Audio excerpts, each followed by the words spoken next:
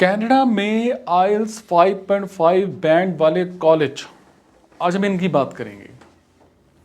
High level वाली education के साथ मिनिमम ट्यूशन फीस और वर्ल्ड लेवल के बुनियादी स्ट्रक्चर के साथ कनाडा की यूनिवर्सिटीज अलग अलग स्टूडेंट्स के लिए एक ड्रीम स्टडी डेस्टिनेशन है। हालांकि हाई लेवल की यूनिवर्सिटीज के लिए स्टूडेंट्स को आइल्स के एग्जाम में एक अच्छा ग्रेड प्राप्त करने की जरूरत होती है। मोस्टली कैनेडियन यूनिवर्सिटीज 6 से कम के बैंड स्कोर को स्वीकार नहीं करते हैं और इसीलिए आइल्स में 5.5 बैंड स्कोर करने वाले स्टूडेंट्स को अपने सपनों की यूनिवर्सिटीज में एंट्री पाने में मुश्किल हो सकती है।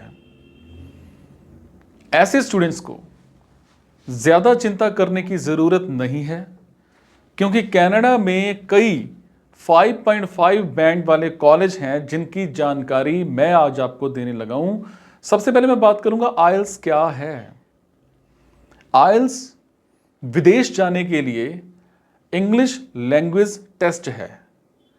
अगर कोई उन देशों में जाकर के काम करना चाहता है या फिर पढ़ना चाहता है जहां इंग्लिश कम्युनिकेशन की मेन लैंग्वेज है, तो ये टेस्ट देना ही पड़ता है। आइल्स का फुल फॉर्म है international English language testing system. जिन देशों की यूनिवर्सिटीज में एडमिशंस के लिए आइल्स को स्वीकार किया जाता है, इन देशों में यूके, ऑस्ट्रेलिया, न्यूजीलैंड, यूएसए और कनाडा मेन है। आइल्स इंडिया एग्जाम में आइल्स टेस्ट के दौरान कैंडिडेट की इंग्लिश पढ़ने की reading, speaking, listening, writing skill परखी जाती है। बात करेंगे कनाडा में आइल्स 5.5 बैंड कॉलेज की। सबसे पहले बात करूंगा चार्ल्स स्टर्ट यूनिवर्सिटी, फिर University of Alberta, Brock University, Saint Clair College for Applied arts and Technology, Niagara College Canada, Welland campus है जो, Canadore College, Camosun College, Lethbridge College, Algonquin College, Royal Roads University, Concordia University, Kwantlen Polytechnic University. बात करेंगे Canada में आइल्स 5.5 band कॉलेजों का section wise cut off क्या होता है। कैमोसन कॉलेज जो है 6.5 का औसत स्कोर 5.5 से नीचे का बैंड स्वीकार नहीं किया जाता है। रीडिंग में 5.5 चाहिए, लिसनिंग में 5.5, स्पीकिंग में 5.5, राइटिंग में 5.5। चैंपियन कॉलेज 6.5 एवरेज स्कोर है और 5.5 से नीचे का बैंड स्कोर स्वीकार नहीं किया जाता है। Reading 5, listening 5, speaking 5, writing 5। ठीक है। उसके बाद अथाबास्का यूनिवर्सिटी 6.5 एवरेज है, 5.5 से नीचे का स्कोर स्वीकार नहीं किया जाता है। अल्बर्टा यूनिवर्सिटी सेम 6.5 एवरेज है, 5.5 से नीचे नहीं चलेगा। Charles Sturt University 6 average score है, 5.5 से नीचे का बैंड नहीं चलता है। अप्लाइड आर्ट्स एंड टेक्नोलॉजी के सेंट क्लियर कॉलेज 6 एवरेज है, 5.5 से नीचे का बैंड नहीं लिया जाता। हुरो यूनिवर्सिटी कॉलेज जो है 6.5 एवरेज है, 5.5 से नीचे का स्वीकार नहीं किया जाता। ब्रॉक यूनिवर्सिटी 6.5 का एवरेज स्कोर है, 5.5 से नीचे का बैंड स्वीकार नहीं किया जाता। मैक एवान यूनिवर्सिटी 6.5 एवरेज, 5.5 से नीचे नहीं चलता है। लेथब्रिज कॉलेज 6 एवरेज है, 5.5 से नीचे नहीं लिया जाता है। देखो, आइल्स बैंड 5.5 के साथ एक कैनेडियन यूनिवर्सिटी में सेफली एंट्री की पॉसिबिलिटी होती है और दिलचस्प बात यह है कि कम आइल्स स्कोर वाले कैंडिडेट भी हायर लेवल की कैनेडियन यूनिवर्सिटीज में एंट्री पा सकते हैं। अगर उम्मीदवार कुछ शर्तों को पूरा करता है तो एक अच्छे कैनेडियन यूनिवर्सिटी में एंट्री पाने की संभावना बढ़ जाती है। यूनिवर्सिटी को एमओआई आपको देना होगा। आइल्स में 5.5 बैंड वाले स्टूडेंट्स के लिए ये साबित करने के कई अवसर हैं कि वो लैंग्वेज में अपनी जो कैपेबिलिटी है वो बढ़ा सकते हैं। ज़रूरी समय को देखते हुए एक स्टूडेंट अपनी इंग्लिश लैंग्वेज की कैपेबिलिटी को, स्किल को बताते हुए डॉक्यूमेंट्स जमा करा सकता है। और इसके अलावा स्टूडेंट एक सर्टिफिकेट जारी करने के लिए अपने पिछले इंस्टीट्यूट से भी संपर्क कर सकते हैं, जो ये बताता है कि कोर्स के लिए इंग्लिश जो थी आपकी वो मीडियम था। ठीक है, हालांकि इस मार्ग को लेने से पहले कैंडिडेट को ये जांचना होगा कि यूनिवर्सिटी इस प्रोसेस को स्वीकार करता है या नहीं करता। फिर एक होता है कैन टेस्ट।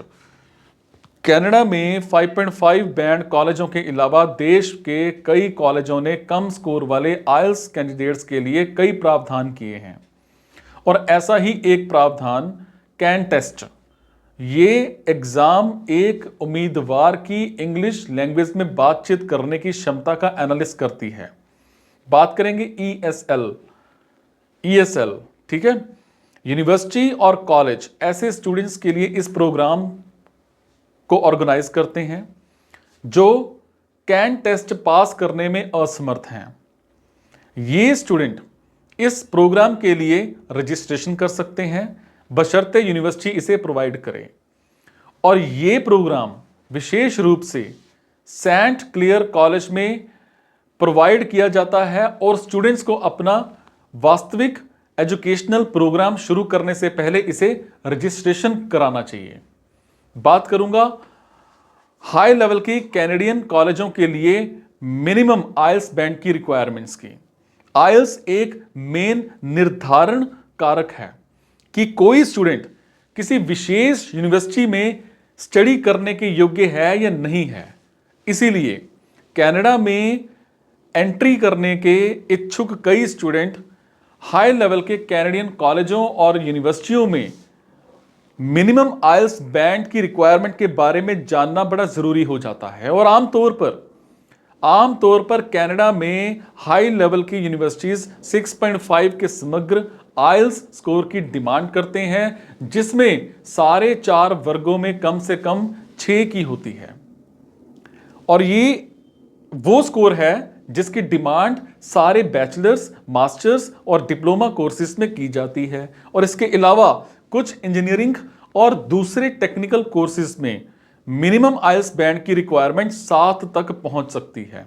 और यहां मिनिमम आइल्स रिक्वायरमेंट्स का एक डिस्क्रिप्शन है जो हाई लेवल की कैनेडियन कॉलेजों को कनाडा में आइल्स 5.5 बैंड कॉलेजों के अलावा दूसरे जरूरी स्कोर की जानकारी देते हैं। जैसे टोरंटो यूनिवर्सिटी यूजी के लिए आइल्स स्कोर 6.5 चाहिए, पीजी के लिए आइल्स स्कोर 7 चाहिए। ब्रिटिश कोलंबिया यूनिवर्सिटी 6.5 यूजी के लिए आइल्स स्कोर चाहिए, पीजी के लिए 7 चाहिए। मैकगिल यूनिवर्सिटी 6 चाहिए यूजी के लिए और पीजी के लिए 6.5 चाहिए। मैक मास्टर यूनिवर्सिटी 6.5 यूजी के लिए चाहिए और पीजी के लिए 6.5 चाहिए। अल्बर्टा यूनिवर्सिटी 7 यूजी के लिए चाहिए, 7 पीजी के लिए चाहिए। ओटावा यूनिवर्सिटी 6.5 यूजी के लिए चाहिए, 7 पीजी के लिए चाहिए। कैलगरी यूनिवर्सिटी 6.5 और 7, वाटरलू यूनिवर्सिटी 6.5 और 7, वेस्टर्न यूनिवर्सिटी 6.5 और 6.5। बात करूंगा आइल्स 5.5 बैंड वाले कॉलेजों का एप्लीकेशन प्रोसेस क्या होता है। स्टेप 1, कोर्स और यूनिवर्सिटी शॉर्टलिस्ट करें। एप्लीकेशन के प्रोसेस में पहला स्टेप आपके एजुकेशनल बैकग्राउंड के बेस पर कोर्सेज और कॉलेजों को चूज करता है। ठीक है।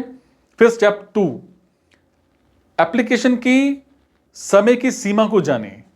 अगला स्टेप जो है, कनाडा में यूनिवर्सिटीज और इंस्टीट्यूट्स के लिए एप्लीकेशन से रिलेटेड इंपॉर्टेंट डेट्स के बारे में पता करना है। एक इंडियन स्टूडेंट के रूप में आपको अपनी एप्लीकेशन प्रोसेस कम से कम 1 साल से 6 महीने पहले शुरू करनी चाहिए, ताकि आपके पास एंट्री एग्जाम, इंग्लिश लैंग्वेज देने का समय है ना, और आपका जो एप्लीकेशन वाला है ना उसका समय प्रॉपर आपके पास हो। Number 3, entry exam. New Zealand universities में स्टूडेंट्स को एंट्री के लिए आइल्स एग्जाम स्कोर जमा कराने की रिक्वायरमेंट हो सकती है। सो अपने कोर्स की रिक्वायरमेंट्स के अकॉर्डिंग जरूरी टेस्ट एग्जाम में शामिल हों और अच्छे अंक प्राप्त करें। स्टेप नंबर 4, अपने डॉक्यूमेंट्स जमा कराएं।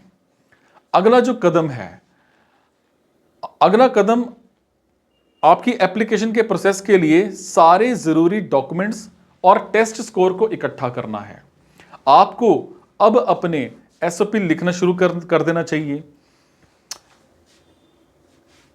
टीचर्स, स्टूडेंट्स है ना, जो भी हैं आपके इंस्टीट्यूट्स हैं, उनसे एलओआर प्राप्त करना चाहिए और अपने फाइनेंशियल डिस्क्रिप्शन को दूसरे डॉक्यूमेंट्स जैसे टेस्ट स्कोर कार्ड के साथ व्यवस्थित करना चाहिए। समझ पा रहे हैं? स्टेप 5, एप्लीकेशन प्रॉपर दें। सारे डॉक्यूमेंट्स इकट्ठा करने के बाद अब यूनिवर्सिटी की ऑफिशियल वेबसाइट पर जाकर अवेलेबल कराए गए ऑनलाइन एप्लीकेशन फॉर्म का यूज करके अप्लाई करना शुरू कर सकते हैं। इसमें पहले आपको अपनी डिटेल के साथ यूजर आईडी बनानी होगी, फिर कोर्सेज को चूज करना होगा और अप्लाई करने का जो प्राइस है उसको आपको पे करना पड़ेगा, जो भी फीस होती है, और ऑनलाइन एप्लीकेशन प्रोसेस शुरू करना होगा। स्टेप नंबर 6, जो आप अप्लाई करते हैं उसको ट्रैक करें। एक बार जब आपने अप्लाई कर दिया, उसको प्रोसेस को पूरा कर लिया और उसको सबमिट कर देते हैं, तो आप टाइम की लिमिट को देखते हुए उसको प्रॉपर ट्रैक करते रहें कि आपका ऑफर कब आ रहा है। ठीक है? फिर ऑफर लेटर आता है स्टेप 7 में। एक बार सारी चीजें पूरी हो जाने के बाद यूनिवर्सिटी आपके एप्लीकेशन का आकलन करेगा और आपको डिपार्टमेंट और आपकी पसंद के कोर्स के साथ एक स्थान प्रोवाइड करेगा। आप एप्लीकेशन को स्वीकार या अस्वीकार कर सकते हैं। अगर आप प्रस्ताव स्वीकार करना चुनते हैं तो आपको प्राइस का भुगतान करना होगा और अपनी स्थिति सुरक्षित करनी होगी। Step 8, visa application. अब आखिर में वीजा के लिए अप्लाई करें।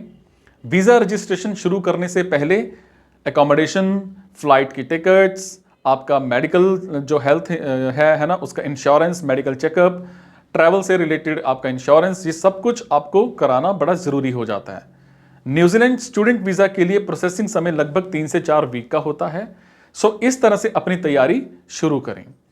डॉक्यूमेंट्स की बात करूं तो एप्लीकेंट्स को कनाडा में 5.5 बैंड कॉलेजेस में एंट्री के लिए डॉक्यूमेंट्स की जरूरत पड़ती है।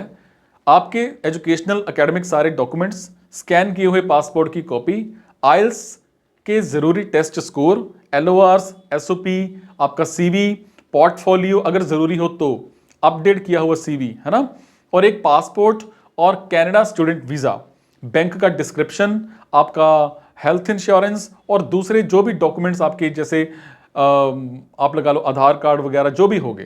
ठीक है? अब बात करेंगे कैनेडियन इमिग्रेशन की। जो लोग कनाडा की एजुकेशन प्राप्त करना चाहते हैं उनके लिए स्टडी वीजा का होना बड़ा जरूरी है और इंडियंस के लिए कैनेडियन वीजा प्राप्त करने के लिए वहां के सिटीजन को, है ना, या फिर अप्रवासन के लिए अप्लाई करना होगा।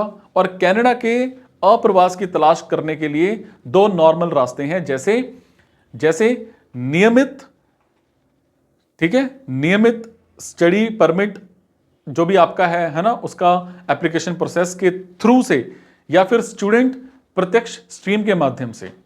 आमतौर पर इंडियन स्टूडेंट एक स्टडी वीजा के माध्यम से कनाडा के इमिग्रेशन की डिमांड करने वाले पूर्व तरीके का विकल्प चुनते हैं।